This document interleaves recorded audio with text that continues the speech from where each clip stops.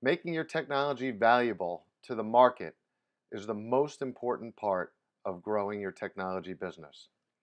This video is a part of the Ehrman List series, which provides insight and advice on when you're starting a company or developing and trying to accelerate revenue in the Internet of Things market, how you can get that done.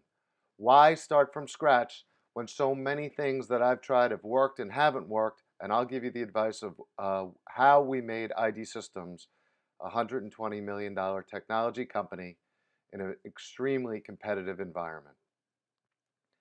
So when you start a technology company, you usually focus on either one of two things, either coming up with something that's cheaper or better than an existing product.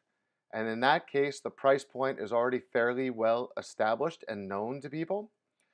Or you're trying to come up with something completely new, something that doesn't exist at all. So that's just a completely new green field where you can price it depending upon the functionality that the product brings.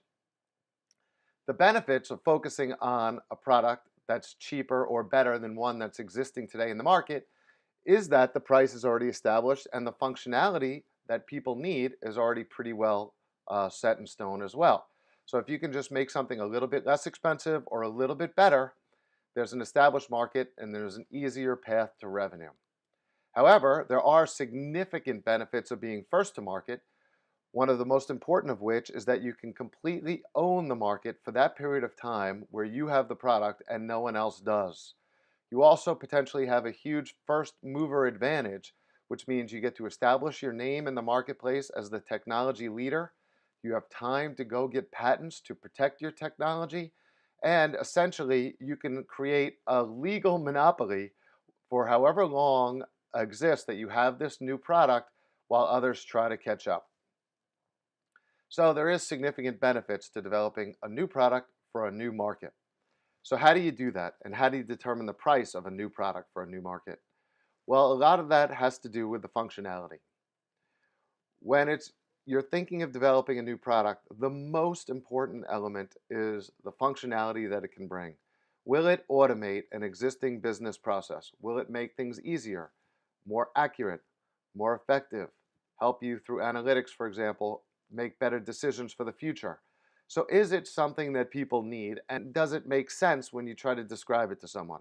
So in other words, it has to be a product that very simply can be communicated to potential investors, to customers, to partners, because if it doesn't make sense in what they call an elevator pitch, then it may not be worth investing in.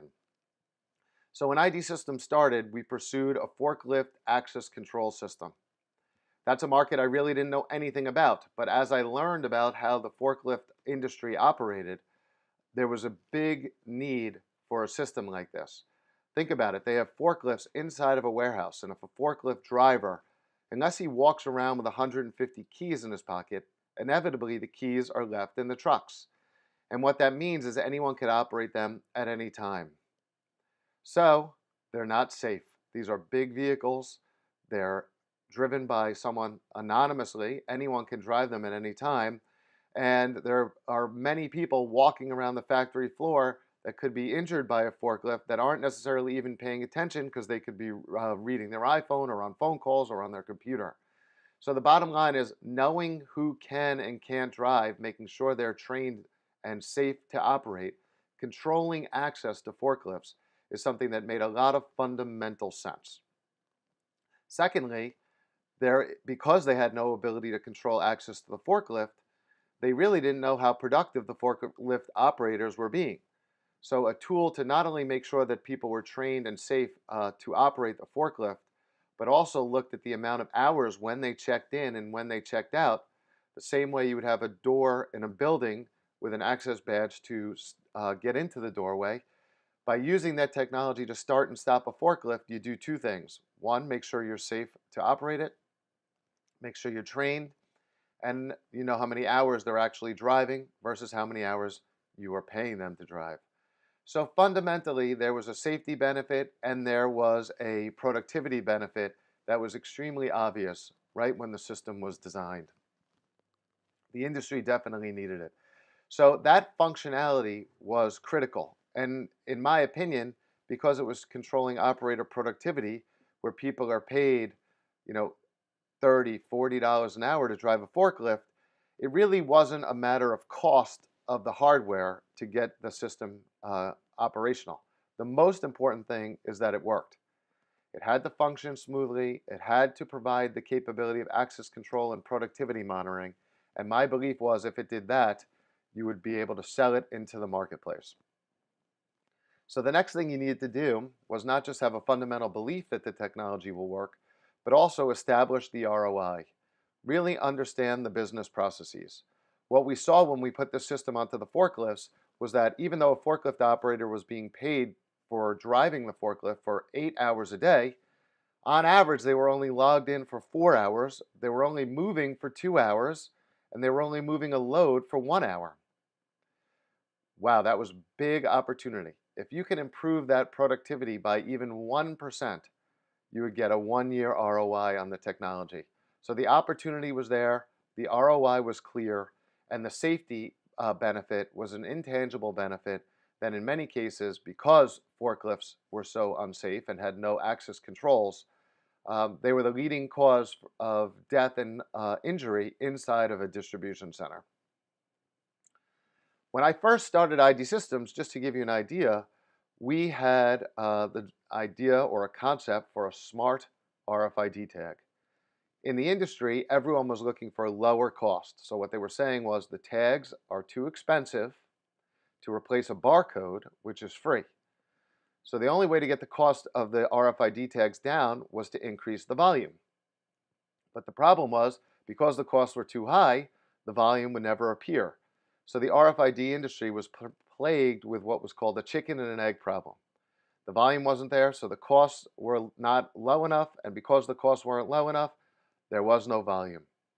So what I decided when we started ID Systems was, instead of looking at a lower cost tag, let's look at a higher functionality tag. Let's find a tag that does more. It may cost 10 times what a traditional RFID tag costs, but if it does 5 times the benefits, 10 times the benefits, then not only will you make more money by selling them because they sell for more money, but the ROI is greater and it has a bigger impact on your customer. So the bottom line is, we were able to develop an RFID tag that sold for $2,000 a tag on the forklift. This was an unheard number for an RFID tag back in 1995 when the industry was beginning. At most, people were talking about $20 tags or $30 tags. We deployed a $2,000 tag for forklifts because the productivity and safety benefits demonstrated a less than 1-year ROI. So again, it's really more about what it does than it is the cost.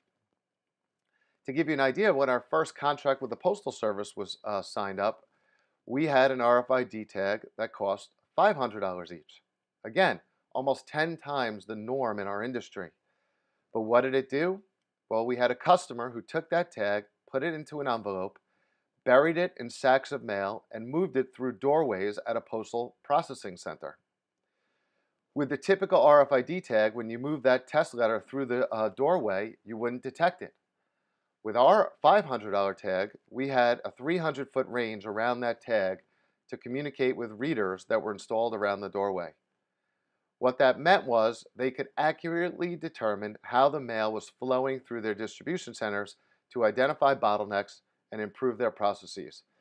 But the point is, they were willing to pay $500 a tag to track these letters because it was so important, which was well beyond the industry norms. The third example I'll give you was for rental cars. We developed a system to automate the rental and return of automobiles for rental car companies. So instead of having a person get into the car to try to type in the fuel and odometer, we created a device that linked to the ignition of the car and automatically collected the fuel and odometer to transmit it to the computer system so that the receipt can be provided to the customer before they get out of the car. In that example, our first projects were over $500 per car.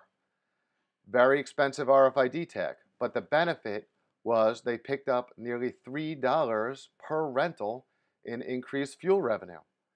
Well, that more than paid for this RFID system that provided not just automation on the return, but lot management, inventory management, and a lot of other benefits that are critical for rental car companies when they own hundreds of thousands of assets.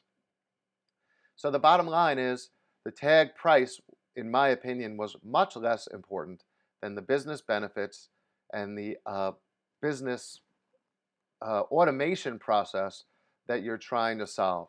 And if you can quantify exactly what that means in savings, it's that much better for you. This also gives you the ability, like I said earlier, to focus on patents. If you do something unique, you can get patents, and then you can have this advantage of having a unique technology that not only delivers business benefits, but can't be replicated by others to minimize the amount of costs you might have from emerging competition. Focus on that ROI. If you do that and get a product that delivers that ROI consistently, you will generate revenue and grow your business like never before. So click on the link below and follow me on social media, and feel free to leave a comment with your own experiences and ask any questions that you may have. Thank you again, and I look forward to keeping you updated.